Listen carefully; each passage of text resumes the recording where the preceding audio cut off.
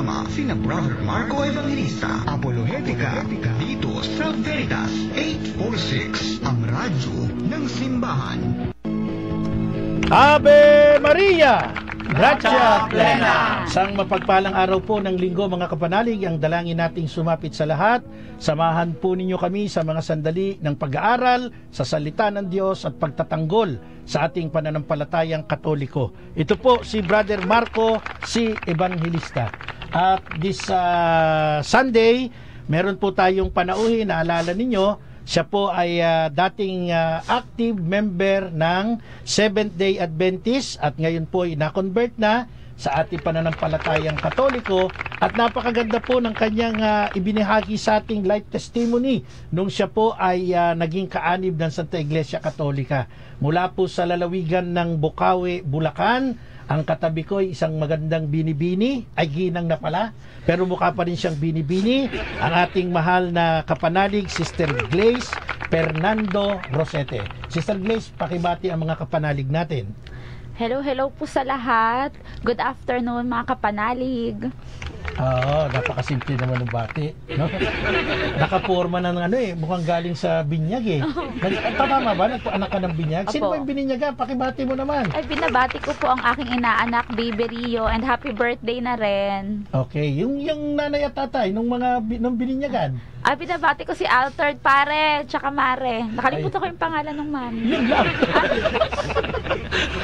Natawa tuloy si Engineer Marlon San Diego sa'yo. Bakit? Ang kaibigan mo, yung tatay. Yung tatay po. Kaya kinuha kang ninang. Next time, kakaibiganin mo na rin yung nanay, si Kumare. Kami ni Engineer Marlon, paborito namin yung mga kumare namin, mga kaibigan natin, di ba, Engineer? No? Okay, so dito sa tabi ko si Miss Glaze, Mrs. Glaze Fernando Rosete.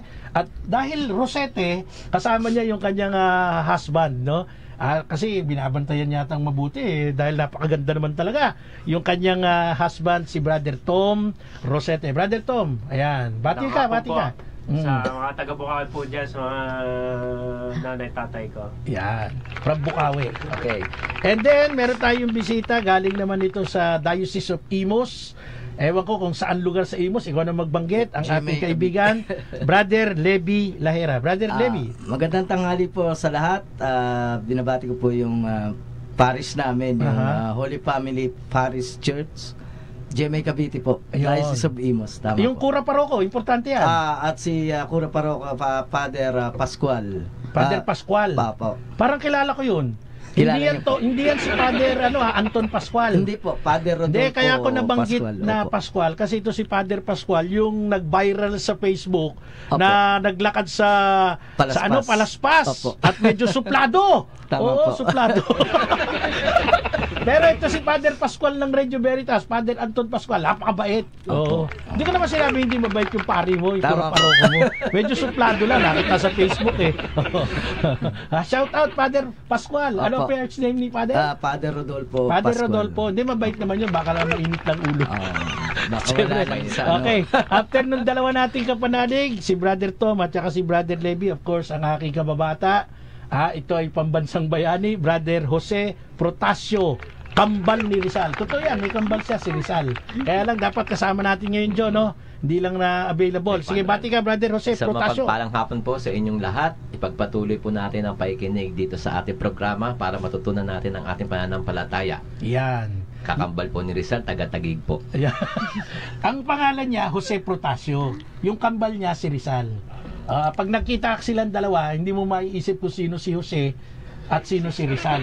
Kaya dapat, dinadala sa luneta itong dalawang ito. Okay, shout out po kay Mami Luz Serada, ang mami ni Father Toto Serada, no? At nakikiramay tayo sa community ng Salesian of Don Bosco. Namatay po yung kanilang isang pari na rektor ng Mary Help of Christian Shrine diyan po sa Better Living, si Father Chris, no? Sumakabilang buhay, natake sa puso, tumigil ang tibok ng puso. Ganon talaga ang buhay, no? So lagi tayong dapat na maging handa. So nakaburol po si Father Chris dyan po sa National Shrine ng Mary Help of Christians sa Better Living Parañaque. So yung mga taga Parañaque, Diocese of Parañaque, pwede po tayong magbigay pugay sa kanilang rektor at pura paroko, si Father Chris, no? So ganun talaga. Kasi kaibigan ko din si Father Chris, nung nakaraan lang nagkukwento-kwentuhan kami. Nagulat na lang ako kahapon ang naging findings, sepsis, tumigil ang tibok ng kanyang puso. Ganon kabilis, no? Mabilis talaga buhay. Kaya kailangan habang buhay tayo, maglingkod tayo sa Panginoon at ibigay natin ang sarili natin for the glory of God. And speaking of for the glory of God, siyempre kino-congratulate ko si Father Aldrin Domingo, ang bagong talagang rektor ng Minor Basilica La Virgen Divina Pastora dyan sa Gapan City, sapagkat formal nang pinroklama ng Papal Nuncio kahapon na ang National Shrine ng La Virgen Divina Pastora ay isa ng ganap na minor basilica. Congratulations, Rector, Reverend Father Aldrin Domingo. And of course, nagpapasalamat ako kagabi ay naging tagapagsalita po tayo sa ginanap na animator seminar ng Youth for Mary and Christ, Luzon and Mindanao Chapter. Ginawa po dyan sa Bukal ng Tipan, CICM Retreat House, Mary Hill, Antipolo City. Salamat po sa Marian Missionaries of the Holy Cross for inviting me, sa pangunguna po ni Reverend Father Eric Mark Angelo Maria Ho, na siya pong Local Pastoral Director Mindanao Chapter, at si Reverend Father Jerome Gerson Maria Cordoba na Local Pastoral Director ng Luzon Chapter, and of course kasama rin natin kagabi Reverend Father Alexis Alfredo Maria Libaw, ang Mayan Missionaries of the Holy Cross General Pastoral Director. Naroon din si Reverend Father Romuald Nopre at si Reverend Father Marius Rehencia, kasama ang mga Marian Missionary of the Holy Cross Seminarians. Maraming salamat po sapagkat ako ay nakapagbahagi ng lecture sa mga animators, mga magtuturo ito sa mga kabataan Mindanao at Luzon. So I thank God kasi ginamit ulit tayo para makapag-share. Siyempre salamat din po. Ang totoo niyan, galing kami ni Brother Jose Corilla sa una namin pinuntahan sa Atok Benguet. Dumiretso kami sa Sagada, Mountain Province. Bumaba kami sa Ifugao, Rice Terraces. Dumiretso kami sa Ambagyo sa Nueva Vizcaya. Then dumiretso kami ng Nueva Ecija at umuwi kami alas 10 ng madaling araw. Kaya pagod na pagod kami ni Brother Jose. At yan ay courtesy, no, yung aming tour ng aming mahal na kaibigan Engineer Alan Villar at kanyang may bahay si Leonor. Thank you Brother Alan and Leonor sa all expense paid na tour. Pagod lang ako dahil ako driver no? Walang pahingahan yun, no? Sanay naman tayo magmaneho. Thank you. At syempre salamat din kay Brother Jess De Jesus, pinakamagaling na bone setter dyan sa Gapan, Nueva Ecija. Pag may mga problema kayo sa buto-buto, lalo na yung mga frozen shoulder, ang daling masolusyonan yan. Hanapin nyo lang po si Brother Jess De Jesus. Nandyan ang kanyang bahay sa Wilcon Depo. Sa likod niyan, sa Purok 7, pag tanong ninyo, Brother Jess De Jesus sa Gapan City, napakagaling po. Tanggal ang mga sakit ng kasukasuhan. At syempre, salamat din po kay Reverend Father Randy Buela Mignon, OFS, ang priest in charge sa Virgen Dolorosa Pastoral Station, Tarlac City. Kasi in-invite niya rin ako sa kanyang parokya para magbigay din ng isang talk. Salamat po, Father Randy. And of course, kasabay ang aking pagbati ng happy 9th sacerdotal anniversary sa iyo. Patuloy ka pong maging matatag sa iyong bukasyon bilang pari ni Kristo.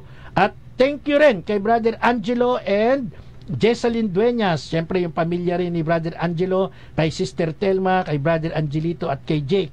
Doon kami nag-overnight sa kanila sa Tarlac. At si Angelo naman ay nag-treat sa amin ng samgyupsal kasama si Kelly at saka si Father Randy. Salamat. Marami akong gustong pasalamatan, kaya lang mauubos oras natin. Maganda yung ating pag-uusapan ngayon tungkol nga po dito sa ating magandang panauhin na si Sister Glaze. And then si Brother Tom, kung merong isi-share sa atin, mas maganda rin. Si Brother Levy. Si Brother Levy, ano to mukhang Thailander kasi 15 taon to sa Thailand. Oo, doon siya nag-stay. Musikero ito Kaya lang umuwi ng Pilipinas dahil nag-aalaga ngayon sa kanyang nanay na 79 years old. Tama ba? At yung 78, no? So, ganyan yung mga mabubuting anak. Iniiwan ng karir at tapos inaalagaan ng mga magulang. Pagpalain ka ng Diyos, Brother Levy Lahera. Okay, so puntahan natin yung ating pag-uusapan. Alam nyo, si Sister Glaze, dating Seventh-day Adventist. At ang isang katotohanan ng mga dating kaibayo, pag sinabing dating kaibayo, from Protestant denomination, na naging Katoliko. Alam nyo, ang totoo pag ang isang dating protestante, pinag-aralan niya ang kasaysayan, ginugulan niya ng oras ang history ng simbahan, later on madidiscover niya yung kanyang kinakaanibang sekta ay isa pala talagang tataglang ng tao. Not like the Roman Catholic Church, whether aminin nila o hindi, no? Pero pag binuksan mo ang history, hindi mo pwedeng i-deny na itong simbahan na to talagang nagmula kay Kristo at sinundan ng mga apostol. Kaya nga, ito ang simbahang meron tinatawag na apostolic link. Merong kaugnayan sa apostol. Nasan ba ngayon ang mga labi, ang mga relika ng mga apostol? Ang pag-aalaga po nasa simbahang Iglesia Katolika Ngayon, magtanong ka sa ibang sekta, meron ba sila kahit na buto ng isang apostol ni Kristo? Kahit tinga, wala Pero sa Catholic Church, nandiyan. Ngayon, meron pong mga Bible scholar at intellectual na mga tao na galing sa iba't ibang sekta, pero ngayon po ay mga prominenteng defender ng Catholic Church. Nandiyan po, number 1, si Scott Hahn. Kilalang kilala sa buong mundo yan. Sino pa? Si Bob Sungegis. Ewan ko kung yun ang tamang pronounce Sungenis or something like that. Si Hein Patrick Madrid. Si Steve Ray. Si Peter Kripp. Si John Henry Cardinal Newman.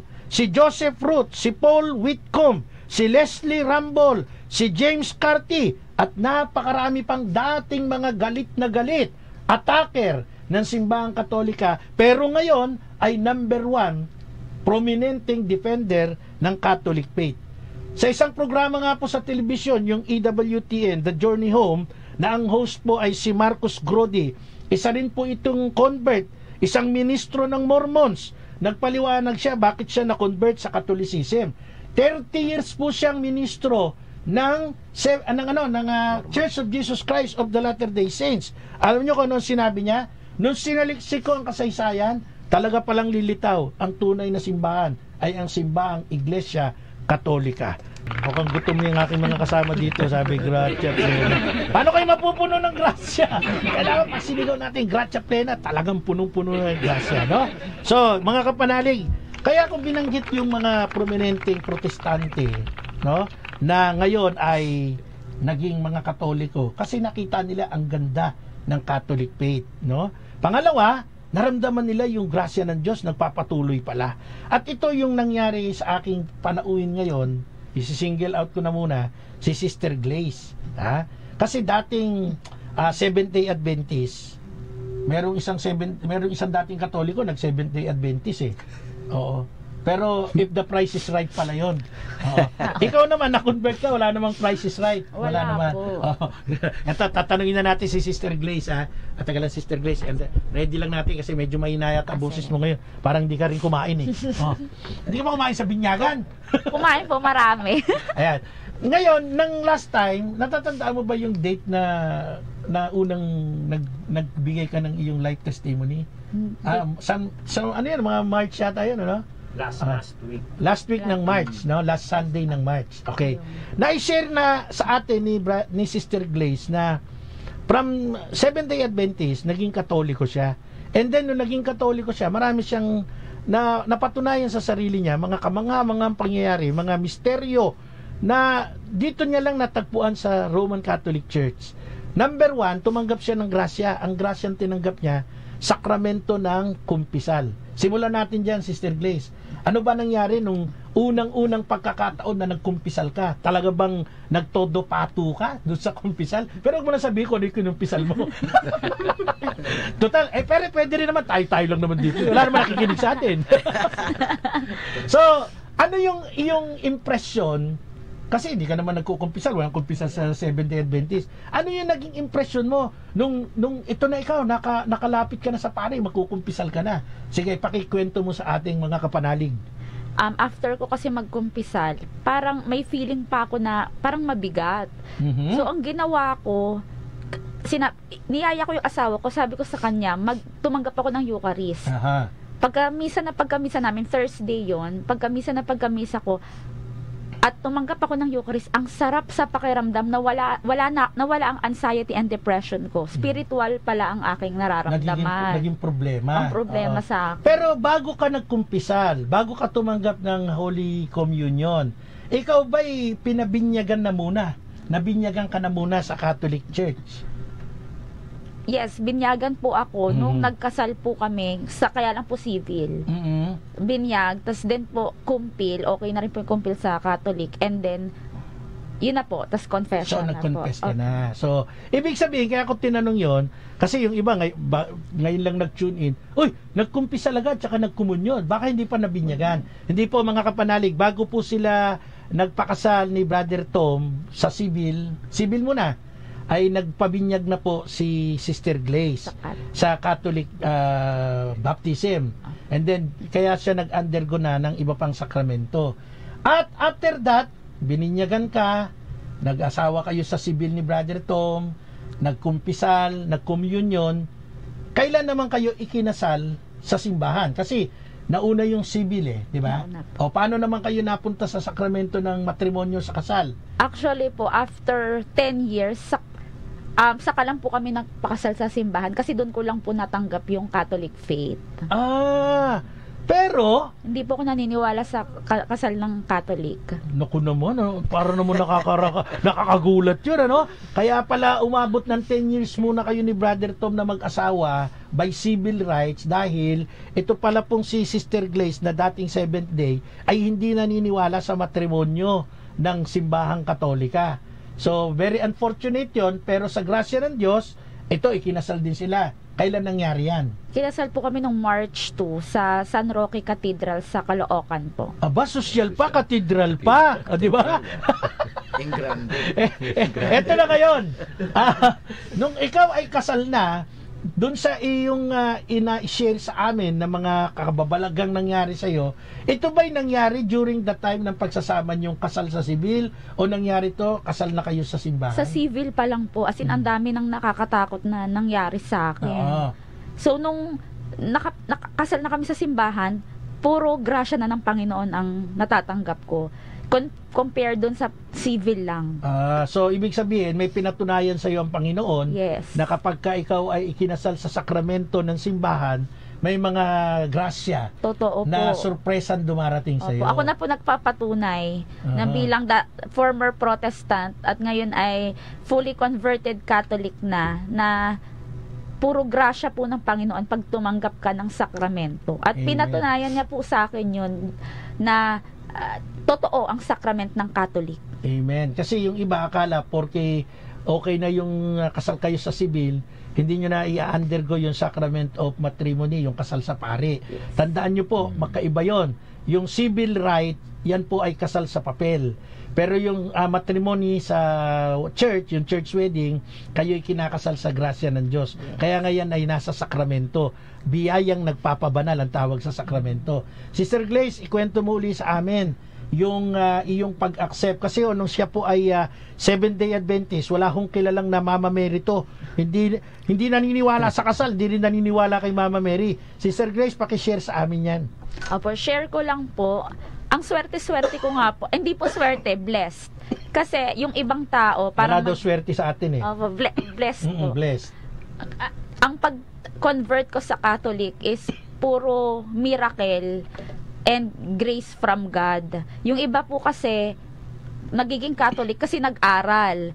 Talagang malalim na pag-aaral. Sa akin, siguro nakikita ni God na skeptic talaga ako. Hindi ako maniniwala kahit anong salpak sa akin, hindi talaga ako maniniwala.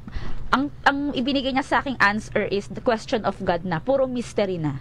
So, nagpapasalamat ako sa Panginoon dahil po doon. Meaning to say, hindi ka na-convert, it's because of may napakinggan ka nagpapahayag, nagtatanggol ng Catholic faith, nag-research ka, katulad ng mga binanggit ko. Ang conversion mo ay through the grace of God na talagang ipinaramdam sa'yo. Yes, na true church ang Catholic and napaka-buti po ni Mama Mary. Yun. Eto mga kapanalig napakaganda ng sinabi ni Sister Glaze. Tandaan po natin, maraming paraan para maramdaman natin yung conversion. Kasi yung mga binanggit kong prominenteng tao, nag-research. Natutunan nila yung mga doctrine ng church. Natutunan nila ang church history. At napatunayan nila, ito nga yung totoong simbahan.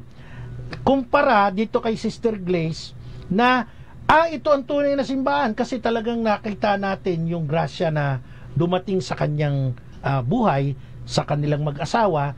And then, napatunayan din niya na ang mahal na ina, kaagapay ng simbahang ito na pinaniniwalaan niya ngayong tunay na simbahang itinatag ng Panginoong Jesucristo. Ano ba pwede mong i-share sa amin ang mga encounter mo na talagang nagpalalim ng debosyon mo kay Mama Mary? Yung sumakit yung likod ko ng init, talagang kahit sinner ako, hindi ako karapat-dapat kasi sinner ako Pero si Mama Mary, dahil mahal niya tayong lahat, kahit ano ka pa, kahit sobrang dumi mo, sobrang sama mo, pag siya inahabag sa'yo at gusto kanyang bumalik, magmimilagro talaga siya, tulad ng ginawa niya sa akin. Okay, ito i-justify natin kasi yung iba misinterpreted dun sa mga ginamit na term ni Sister Glaze na ang mahal na ina makikinig sa'yo, ang mahal na ina bibigyan ka ng ganito. Ang totoo po niyan, mga kapanalig, ang mahal na ina ang namamagitan sa atin patungo sa kanyang anak na si Jesus.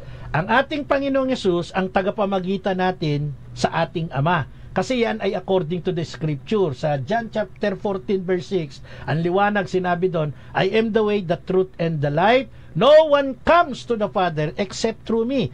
At hindi po sinusupersede ni Mama Mary yun. Kasi yung ibang sekta, yun ang kanilang interpretation. Isa lang ang tagapamagitan, using also the book of Timothy. Isa lang ang tagapamagitan sa Diyos at sa tao, si Jesucristo. Kaya sabi nila, ba't dumadaan pa kayo dyan sa Mariang yan? Ba't dumadaan pa kayo sa mga santo-santo ninyo? Kalukuhan yan. Yan ang kanilang allegation. Ginamit eksaktong term ni Sister Glaze yung ganun Nilarawan niya na through the Blessed Virgin Mother, natanggap niya yung mga grasya. Ang totoo po nun, sometimes kasi meron tayong mga salita na hindi na natin na-i-elaborate no? Parang tumbok-tumbok na ano yung punto por punto na nandun na yung sinabi natin. So, ang ibig sabihin doon, sa pamamagitan ng intercession ng mahal na Inang Maria, at alam ni Sister Glaze hindi direktang si Mama Mary ang nagbibigay ng grasya sa atin, kundi si Mama Mary ang tumutulong sa atin para tanggapin natin ang grasya. Similar doon sa wedding at Cana. Tandaan natin, yung miracle of the water na naging wine, hindi po yan galing kay Mama Mary. Pero, si Mama Mary ang primary na nag-request sa kanyang anak. At nangyari ang first miracle of Jesus kahit hindi niya pa panahon. It's because of the pamamagitan ng kanyang nanay. Sabi ko nga, nandun ang Panginoong Yesus, bakit yung mga katulong, may mga problema sila, hindi dumirekta kay Yesus? Nandun yung 12 apostol, kumpleto pa nun. Bakit hindi lumapit sa mga apostol? Bakit lumapit kay Mama Mary? Si Mama Mary bumulong, anak, naubusan na sila ng alak at gumawa ng unang himala si Jesus. Kasi pinapakita sa atin dyan, malakas talaga ang intercession ng mahal na nanay. Parang si Brother Levi, iniwan ng karir sa pagtugtog ng musika sa Thailand for 15 years. It's because nag-alaga sa nanay ngayon. Siya ngayon ang caregiver ng nanay niya. Kasi si Brother Levi, mabuting anak. Itsurang yan, mukhang mabuti ba yan? Hindi, Brother Levi, joke lang yun Okay. Pero ibig ko sabihin, kung ikaw nga may ganun kang kakayanan di ba? Okay, how much more ang ating Panginoong Jesucristo? How much more siya? Kaya nung sinabi ni Mama Mary, anak, may problema sila. Sinagot agad ng ating Panginoon yung kanyang request. Yun yung sinasabi ni Sister Glaze. At ito, i-elaborate natin. Baka may nakapakinig na naman. Okay, tanan ninyo. Ha? Sabi nung Grace, si Maria daw ang nagano sa kanya. Ililinawin lang po natin. Through the intercession of the Blessed Mother, natanggap ni Sister Glaze ang lahat ng grasya mula sa Diyos. Sapagkat ang source ng lahat ng grasya sa Diyos. Pero pwedeng padaanin yan sa pamamagitan ng mga banal. At even the material. Kaya tayo merong mga relics sapagkat pwede ring dumaan ang grasya ng Diyos sa mga relic. Tandaan nyo, nung ang ating mga apostol naglalakad, anino pa lang nila nakapagpapagaling. Mga panyo pa lang nakapagpapagaling, di ba? May mga bagay na material katulad ng putik, si Jesus dumura sa putik, nilagay sa mata ng bulag, nakakita ang bulag. Pwede naman sabihin ni Jesus, makakita ka. Pero ang ginawa ng Panginoon, kumuha ng putik, nilagay sa mata. Ikaw ay may sakit, lumusong ka doon sa ilog, pag-ahon, gumaling yung may ketong. Di ba? Ang Panginoong Diyos ay gumagamit ng maraming paraan upang ma-express sa atin ang kanyang pagmamahal. So, mga kapanalig, nasa ikalawang bahagi na po tayo ng ating palatuntunan na apolohetika. Salamat sa Diyos. Sa loob po ng 17 taon ay nasa eri po tayo ng Radyo ng Simbahan, Veritas 846. Salamat po sa ating mahal na Pangulo, Father Anton Pascual, Father Roy Bellien, at sa ating station manager, Madam Risa Mendoza, sa pagkakataon, patuloy na ginagamit ang ating programa para makarating ang tinig na ito sa inyo, matuto tayo, makarinig tayo ng mga magagandang testimony at makapagpalago ito sa ating pananampalataya, magpatibay bilang isang kaanib ng Iglesia Katolika. Sa loob po ng 17 years, ang kasama nyo po, Brother Marco Evangelista, and of course, yung 16 years, yung aking yumaong kaibigan at kumpare at partner, Tatang Larry Lamco Malyari. So, meron naman akong ilang mga nagiging bisita ngayon. Si Brother John Albert Gales, mukhang walang paramdam. Nung last week, masaya pa kami, nagtatawanan pa kami, pero ngayon, hindi ko na siya maramdaman, hindi ko alam kung nasaan. At this afternoon, kasama ko po, biyaya ng Diyos, ang aking kababata. Kasama ko na to for the past siguro mga 48 years, si Brother Jose Protasio Corilla, kambal ni Rizal.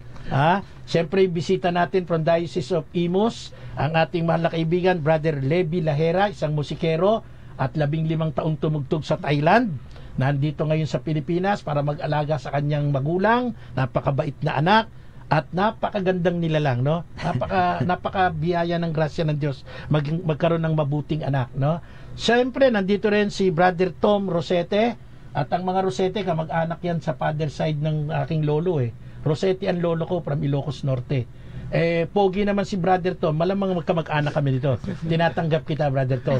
At siyempre, yung kanyang may bahay, katabi ko po ngayon, dating kaanib ng Seventh-day Adventist, pero ngayon po ay talagang sasabihin na natin isa sa defender ng Catholic faith. The way ng kanyang pagtatanggol ay pinapakita niya through miracle and personal experiences yung grasya ng Diyos sa loob ng Santa Iglesia Katolika. Ang ating minamahal at napagandang kaibigan, Sister Glaze Fernando Rosete. Ayan, kompleto po kami. Siyempre, nandyan yung ating PA at yung ating technical side. Salamat sa Diyos. Eto na, pupunta na tayo dun sa highlight ng ating reason kung bakit muli nating inimbitan si Sister Glaze, part 2. Sister Glaze, nagkumpisal ka, Katoliko ka na. At sabi mo, lahat ng grasya naramdaman mo nung ikaw ay kinasal kay Brother Tom sa simbahan, dyan sa San Roque Cathedral sa Caloocan. So sabi mo, na-amaze ka, ay dito talaga ang tunay na simbahan. Hindi dahil nag-aral ako, nag-research ako, hindi, grasya ng Diyos natanggap ko. Pero dumating ba sa point ng iyong buhay sa conversion mo bilang Katoliko, ang mga challenges? Kasi hindi naman lahat happy, happy moment Hindi lahat okay, di ba? Okay na okay lang. Meron bang na-encounter kang naging problema nung naging Katoliko ka na? Opo, nung naging Katoliko po ako, bagong kumpisal ako, ang balak po talaga namin ng asawa ko, tapusin ang simbang gabi. Tapos, 4 days, okay naman yung pagtanggap ko ng Eucharist. Masayang-masaya ako. Yung ika-5 araw ko na pagtanggap ng Eucharist, di ko na po papangalanan yung pare at saka yung parokya. Wag na. Ipinahiya po. Yun po unang ang challenge sa akin ni God. Kung talagang bumalik ako, kasi sabi ko, babalik ako, totoong simbahan to eh. Ipinahiya po ako sa simbang gabi ng isang pare dahil lang sa pagtanggap ng Eucharist. At sinabi niya sa akin, ayusin mo yung kamay mo, hindi ka nagsisimba. Sabi ko, halos mapahiya ako, lahat ng tao nakatingin sa akin. Pagtapos kong tumanggap, ang sabi ko sa kanya, Father, kakakumpisal ko lang. Tapos biglang bumait. Tapos pag uwi namin, umiiyak ako. Sabi ko sa asawa ko, hindi ko na kaya. Biglang pumapasok po sa isip ko, aalis na kaya ako? Kaka-convert ko lang. Nasa isip ko na agad, gusto ko nang umalis. So, buong gabi, maghapon akong umiyak, dinidibdib ko. Pero sabi ko, hindi pwede. Hindi ako pwedeng umalis dahil itong gusto ni God, magpakababa na ako. Kasi ayan ang gusto niya eh. Siya yan eh. King of humility siya eh. So, kailangan kong magpakababa. Wag na akong gumanti or sumagot. Pero sa isip ko, gusto ko na talagang sumagot. So, pagkagabi, nagtataka ko, yung pagkagising ko, yung panaginip ko, kakaiba. Dahil nga doon sa hinanakit ko eh. Yung panaginip ko, may isang batang sinasaniban.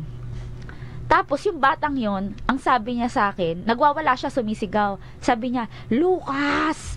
Lucas! Sabi ko, ano daw? Anong pangalan niya? Lucas daw ang pangalan niya. So, nagtaka na ako, bakit pangalan sa Bible, yung disciple, yung one of the gospel sa New Testament? Nagising ako. Paggising ko, sabi ko, bakit Luke? Ba't Luke yung napanaginipan pangalan? Oh. Kinabukasan, umaga kami nagsimbang gabi, may lalaking umupo sa harap ko. Luke 22:42. Not my will but yours be done. So nakita mo sa damit niya ba nung lalaking umupo sa harap mo? Ang naka-quote sa t-shirt niya ay Luke chapter 22:42. Chapter 22 verse 42. At ang nakalagay doon ay Not my will, but yours. Not my will, but yours. Alam nyo, yan yung mga, medyo nasamid si Sister Grace. Alam nyo, yun yung yan yung mga tagpo na minsan, uurong na eh. Uurong. Kasi nga, napahiya. Ibigay nyo, bagong convert. Ang issue ay hindi alam yung proper na pag-ano ng kamay, pagtanggap ng communion. Given kasi bagong convert, So, napahiya. At gusto nang tumalikod uli. Parang mali yata ito. Napunta ako sa tanang buhay ko, pinahiya ko. At imagine ninyo sa communion, di ibig sabihin maraming tao. Di ba? Simbang gabi. Pag simbang gabi pa naman, naglilitawan yung mga kabuti. Di ba? Naglalabasan lahat ang mga Katoliko dyan. At ikaw ay hindi ng ganong way. Pinahiya ka. So bigla may sumagot, in a way na ang kalooban mo ang masunod, hindi ang akin. So yun ang nag-trigger para lalo kang manatiling Katoliko at ma-inlove pa rin sa beauty of the Catholic faith, of the Catholic Church. Okay. So anong sumunod na nangyari doon, Sister Grace? Binalikan mo ba si Father at sinabi mong, Father, bagong convert ako, ginanon mo ako. Buti na lang nabasa ko yung Luke chapter 22. Anong nangyari? Naka-move on ako agad. Naka-move on ka naman. Sabi ko, ito pala yung gusto ni God. Kung ano yung gusto niya, gawin mo. Do it for the glory of God. So after that, ano ang mga sumunod na karanasan na naranasan mo dyan? Ayun na po. Tuloy-tuloy na po. Sinusunod ko na yung sacrament. Every month, nagko-confession ako. Ano na po ako talaga, practicing Catholic na. Pero prior to that, natatandaan ko may sinabi ka na pati pagro-rosaryo ayaw mo. Pag magro-rosary si Brother Tom at kanyang pamilya, nilalayasan mo, umakyat ka sa taas diba? Alam mo ba mga demonyo takot sa rosary? So nung time na yon, parang demonyo ka din kasi natatakot ka sa rosary. Ngayon ba nagro-rosary ng Sister Glaze natin? Yes po, Divine Mercy and yung Hail Mary. So na-practice mo na rin? Na-practice mo na. O ano pa yung mga pwede nating ibahagi sa mga kapanalig natin, nakikinig sa atin sa iba't ibang panig ng mundo, not only in the Philippines. Kasi nandyan yung ating mahal na kaibigan, Sister Purisima Arsiaga and Sister Tita Arsiaga, nasa Roma, Italia. Father Randy Sison, nag-aaral sa Roma, Italia. Andyan si Father Rod Suelan, Father Eugene Suelan, nakikinig sa atin. Ang daming paring nakikinig sa atin ngayon. Opo, ang gusto ko pagkakataon mo na, ano ba, may galit ka pa ba sa pare? Wala na. Wala na. Maraming pare nakikinig, oh. O sige, ano masasabi natin? Ang advice ko lang po, kasi yun po yung question ko kay God eh. Hindi ako naniniwala sa sakramento ng Katoliko, yung 7 sacraments.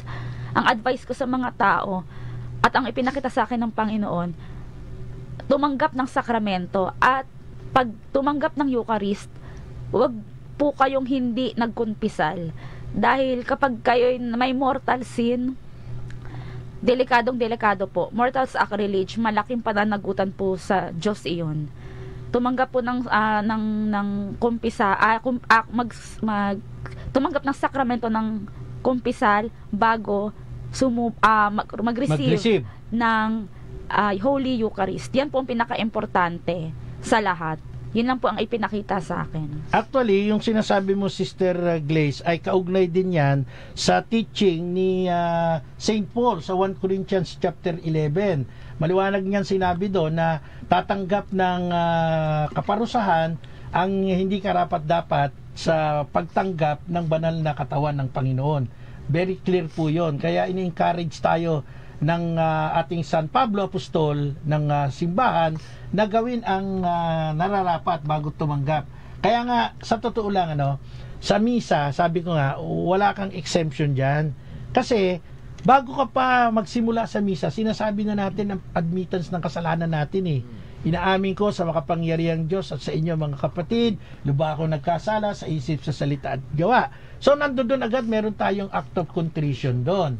And then, di ba, bago natin tanggapin ang katawan ni Jesus, sinasabi rin ng pare, ito ang kordero ng Diyos na sagot tayo, Panginoon, di ako karapat-dapat na magpatuloy sa iyo, ngunit sinasalta mo lang, gagaling na ako. So, dito makikita natin kung gaano kalawak ang pag-ibig ng Diyos, no? So, kung may kasalanan tayo, pwede tayo magkumunyon, kung wala ng oras, magkumunyon, then after the Mass, magkumpisal. Pero much better, tama yung sinabi mo, hindi ako mag-uupos doon, magkumpisal, tapos magkumunyon. Pero case-to-case basis. Kung walang pagkakataon, gusto mo magkumpisal, walang pare, kasi talagang lack of priest tayo ngayon, pero yung intention mo talaga ay you're going to the sacrament of penance, no? At tapos umattend ka ng misa, yun yung sinasabi ni Pope Francis, no? Na tawag dito, ang biyaya ng Diyos talagang malawak.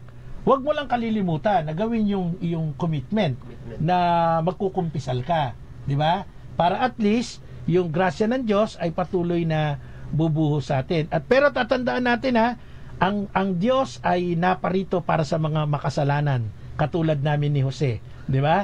Ang Diyos ay narito para magmahal sa mga makasalanan. Pangalawa, ang simbahan ay pagamutan ng mga makasalanan. Hindi po yan para lamang exclusive sa mga banal.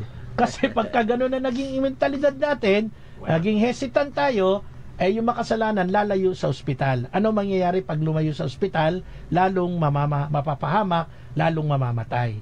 So lagi nating i-encourage ang lahat that the church is hospital for the sinners, no? Para mas ma-encourage natin sila.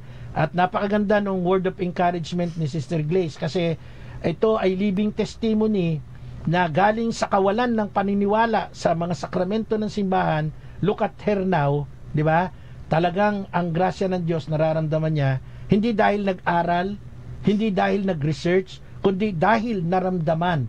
Yan nga yung sinasabi, ang conversion natin na magagawa para din sa iba, ay hindi yung dahil mahusay tayo katulad nung kilala kong bag sinabi mo, ganito ang basa agad sa Bible pero ang buhay naman niya ay liku-liku din, wala rin patutunguhan. So ang pinakamagandang testimony, buhay, di ba? Si Tatang Larry, hindi ko dinebate yan, never, no? Pero sabi niya, Brad, naniniwala ako sa iyo kasi nakita ko naman ng paraan ng pabubuhay mo. Bukod sa pogi ka, sabi niya, gusto ko yung buhay, di ba? Parang ganun lang. May mga problema, di natin pwedeng i-deny, may mga pagbagsak, may mga pagkukulang, patuloy na kahinaan, pero still, ang Diyos ay Diyos ng lahat. Makasalanan lalo niyang minamahal. Kaya nga iiwan niya ang 99 na tupa at hahanapin ng isa para lamang maibalik sa kawan, di ba? Para bang, ay, ang labo yata nun, iniwan mo yung 99, hinanap mo yung isa. Yun po ay expression of love ng Diyos na handa siyang maghanap para sa isang nawawala. Kaya hindi po exclusive para sa mga santo't banal ang simbahan, kundi ito very much welcome ang mga tulad kong makasalanan. Shout out po kay Father Sed Calderon, ang Chancellor ng Diocese of Cabanatuan. At siya rin pong kura paroko ng St. Francis of Assisi dyan po sa Peñaranda. Siyempre kay Ate Christy Abelardo, mabuhay po kayo. Kay Brother Rod Labios at kay Brother Edwin Abehay, Mirna Mejos, shout out po. At sa aking pinsan Isidro Villahermosa, shout out. Okay, so narinig natin yung parte ni Sister Glaze, napakaganda. Sa totoo lang, yung unang testimony mo, Sister Glaze, ang daming na-inspired talaga. At nag-request sa akin, ang dami sa PM na baka pwede yung mag-part 2 si Sister Glaze at marinig namin uli ano pa yung mga naging struggle o mga naging experience, karanasan niya mula sa pagiging Seventh-day Adventist, naging Katoliko. Okay? So, narinig na natin halos lahat. Ano? Tinanong ko siya, meron ka pa bang gusto idagdag, Sister Glaze? Sabi niya, so far, okay, yun na po yun. Kung meron mangyayari sa mga hinaharap, welcome naman po ang ating programa, sapagkat ang programa natin, hindi lamang para magtanggol, in a sense ng puro doctrinal, puro dogmatic. Siyempre, meron ding mga testimony, life testimony, katulad ni Sister Glaze. Siyempre, kung may misis, may mister. Sabi nga ni Sister Glaze, 10 years siyang naghintay na maniwala. No? Gamitin kong term na naghintay. 10 years ang naging gap para maniwala siya sa mga umiiral na pananampalataya sa loob ng Iglesia Katolika. Ang tanungin natin yung asawa, si Brother Tom. Brother Tom, 10 years na naghintay si Sister Grace para maging Katoliko. Ikaw ba naman, yung 10 years na yan, ano bang ginawa mo sa buhay mo? Pakishare mo naman sa mga kapanalig natin. Ito po si Brother Tom, ang asawa ni Sister Glaze. Hello, good afternoon po. Simulan ko po siguro yung paano po yung background ko kasi po ako isang Kapiterya Catholic. Yung mga magulang ko po nagse-serve sa simbahan, pati po yung bunso ko kapatid. So, ako po yung ako ko lang po masasabi ko black sheep or pero sinasabi nila mabait daw ako. Teka, Brother Tom, ano yung Kapiterya Catholic? Ano yung Kapiterya Catholic? Kapitera, ano yung ibig sabihin niyan? Ang term po yata na yun, para kung nominal. Parang nominal po. Basta Catholic, bininyagan ka Catholic eh. Ayun, ganun. Nominal Catholic. Pero di naman po kami pinalaki ng mga magulang namin na maniwala sa mga pamahiin. Yun, number 1 yun. So, nung nagkakilala kami ng misis ko, tapos nagpakasal na nga po sa civil. Medyo rin po kasi ikaw nun yun nga, Kapiterya Catholic, hindi po rin ako naniniwala. Aminado naman po ako sa kasal ng simbahan natin. So, pero may pa rin po. Kasi may parang siguro yung Holy Spirit po na nag-aano sa akin na baka na wag lumipat ng ibang sekta kasi yung tatay po kasi ng misis ko pastor. Ha? So pastor pala tatay nito. So buti hindi ka dinoktrinahan. Yan po nangyari sa akin. So binabasahan ako ng mga Bible verse. Ng mga Bible verses. Ay, alam mo ba ganyan. Ako wala nga talaga ako. Teka lang, Brother Tom, sandali lang, lilinawin ko lang sa mga kapanalig nating nakikinig, nanonood. Si Brother Tom po ay ordinaryong, sabi natin ordinaryo, nominal Catholic, sapagkat bininyagang Katoliko. By practice, nagsisimba, ganon, normal. Ngayon, nakilala niya si Sister Glaze, nabighani ang kanyang puso. Ito palang tatay ni Sister Glaze ay pastor ng Seventh-day Adventist. Ngayon, dinodoktrinahan na siya, binibigyan na siya ng mga sitas, mga talata. Wala ngayon siyang maisagot kasi wala nga siyang alam Katoliko siya, pero wala siyang alam. Nominal Ngayon, nung ikaw ay ini-encourage na nung biyenan mong pastor, na tatay nito ni Sister Glaze, Hindi ka ba na-encourage na, ay, parang maganda yung mga sinasabi, nasa Bible. Hindi ka ba na-encourage, mag-Seventh-day Adventist na rin ako. Siyempre, baka pwedeng maging package yun eh. O pakakasalan mo anak ko, magiging iyo anak ko, pero mag-Seventh-day Adventist ka, di ba? Hindi ba nangyari sa'yo yun, Brother Tom? Tawag doon, kasi po, medyo, tawag doon, medyo, kahit na kapitira Catholic po ako, medyo nawiwirdoan po ako doon sa mga doktrina niya.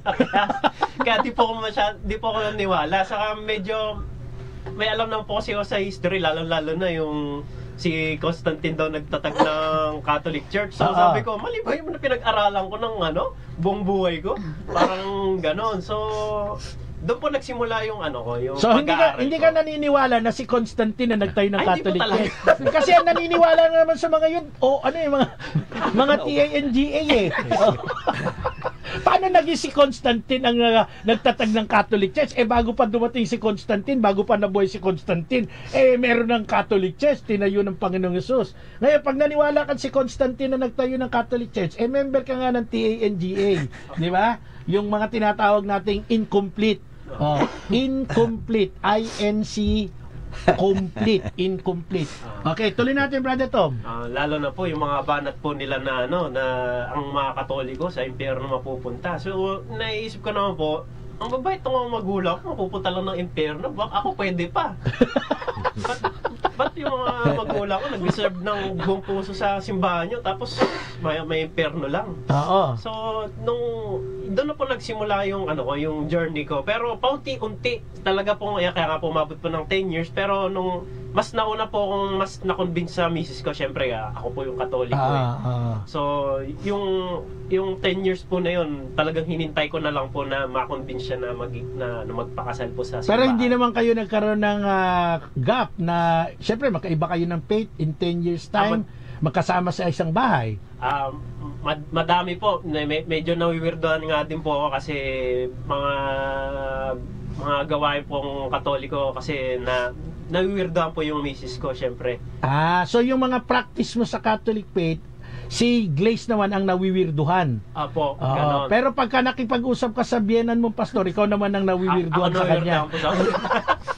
Ito yung sinasabi ni Apostol Pablo na pagdating ng araw, yung inyong mga asawa na hindi nyo kapanalig, hindi nyo kaisa sa pananampalataya, darating ang araw, makakasama nyo at magiging harmonious yung inyong relasyon no?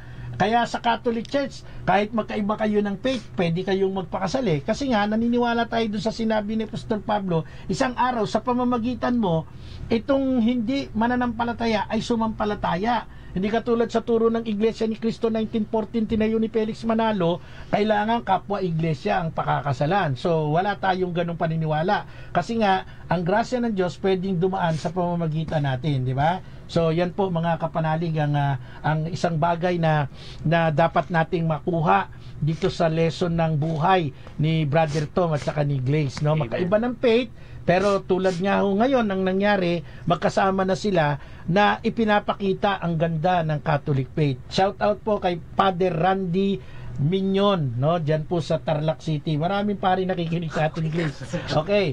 So, Brother Tom, bigyan naman natin ng break si Brother Levy. Alam mo ba, bumiyayan alas 9 pa lang ng umaga. Galing sa Cavite. Mukhang takot na hindi makita ang Radio Veritas Sabi niya, nag-chat siya sa akin, Brother, papunta na ako ng Radio Veritas. Sabi ko sa kanya, mamasyal ka muna dyan sa SM. Kasi alas 9 pa lang, isipin mo, alas 2 ang ating programa. Brother Levy, ikaw naman ang tatanungin ko, hingan ko ng konting life testimony. Ano naman ang nakapag-encourage sa'yo para manatili kang Catholic kahit nasabi ko nga 15 years kang nasa lugar ng mga Thailander. Alam naman natin sa Thailand ang kanilang practice diyan, Buddhism. No, at hindi natin pwedeng itanggi mababait ang mga Thailander. Ako naman ilang beses nang nagparoot pa rito diyan sa Thailand no. Nakasakay na rin ako ng elepante no. Sige, Brother Levy, ano naman ang nagbigay ng udyok sa buhay mo to remain faithful as Catholic? Actually, bago naman ako naging musikero, dati akong nagseminaryo sa Franciscan, that was 1998. Then lumabas ako 2003 doon ako nag-start mag-overseas 2003. Umuwi po ako ng 2018. Ito lang. So siguro 5 years ako sa Pilipinas ngayon. Kaya medyo naliligaw ako sa daan para sa Manila. Yung mga direksyon ng Kasi dati direksyon ng pagpunta, hindi yung naliligaw sa pananampalataya. Hindi naman. So ano nga ang nagpanatili sa iyo na nasa gitna ka ng mga Budista pero you remain faithful Catholic? Ano ang nag-udyok sa iyo? Kasi po ang isa sa mga nag-udyok sa akin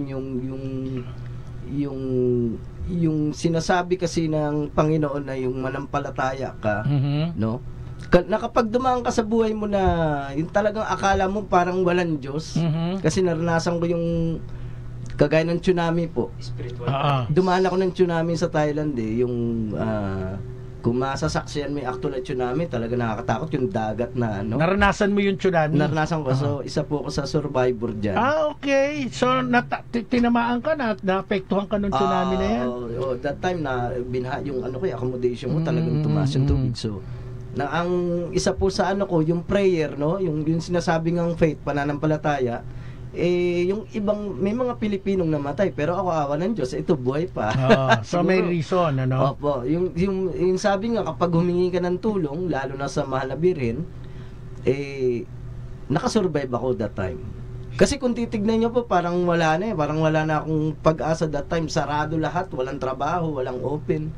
At saka nag-iisa po ako, bro, sa accommodation ko. Wala akong hihingi ng tulong. Pero nakasurvive ako yung tragedy na yun. Well, it's because of the prayer mo at of course of your devotion to the Blessed Mother. Okay. So mga kapanalig, napakaganda po ng mga naririnig nating kwento. Siguro yung iba nagtataka, bakit parang naiba yata yung forma ng programa ni Brother Marco? No. Ang apologetic po, pagtatanggol ng pananampalataya, hindi po ibig sabihin yan, more on, nakapokus na lang tayo sa mga doktrinal, sa mga pagpapaliwanag. Kinakailangan po natin kunin ang ibang anggulo sa pamamagitan ng buhay ng mga taong nakatuklas na ang simbahang ito ay simbahang kinaroroonan ng katotohanan. Na ang simbahang ito ay simbahang itinayo ni Jesus. Na ang simbahang ito ay simbahan na may nanay. Hindi tayo mga putok sa buho, no? Kasi sa ibang sekta, wala talagang nanay. Natatandaan ko si Tatang, sabi niya nung Iglesia ni Cristo siya. Ang tawag niya sa nanay ni Jesus, Maria lang. Walang nanay, walang mother, walang Blessed Mother, Maria lang. Kaya nga sabi ko, Tang, pag pumunta ka sa bahay ko, tinawag mo yung nanay ko ng Francisca lang, sisipain kitang palabas. Kasi out of respect, di ba? So, sabi niya, nung naging Katoliko siya, ang sarap daw palang tawagin na yung nanay ng tagapagligtas niya ay tinuturing mong nanay. Ang tawag niya ay Mama Mary. Yan yung sinabi ni Jesus sa krus. Babae, hayan ang iyong anak. Anak, hayan ang iyong ina. At mula sa oras na yon, pinatuloy ng alagad yung nanay ni Jesus sa bahay niya. Meaning to say, yung alagad na ito, tinanggap yung nanay ni Jesus. Ganun po sa ating pananampalataya. Narinig natin kay Sister Glaze, narinig natin kay Brother Tom, narinig natin kay Brother Levi, na sa pamamagitan ng intercession ng mahal na ina, lalo nilang naramdaman ang pag-ibig ng Diyos. Siyempre si Brother Joe ay naranasan din niya. Nakarating na ito sa Lourdes, France. Nakarating na ito sa Roma. Doon nakita niya ang katotohanan na ang simbahang tinayo ni Jesus nananatiling matatag, matibay, sapagkat naroon si Jesus, naroon ang katotohanan. Maraming salamat po sa inyong pagsama sa amin sa loob ng 1 oras hanggang sa susunod pong programa ng ating Radio Veritas Apologetica. Ay samahan nyo pa rin po ako. Ako po si Brother Marco Evangelista, nagsasabing sumainyo ang katotohanan. Susunod na po ang Kristo Liwanag sa Dilim ni Reverend Father Josie Sequia.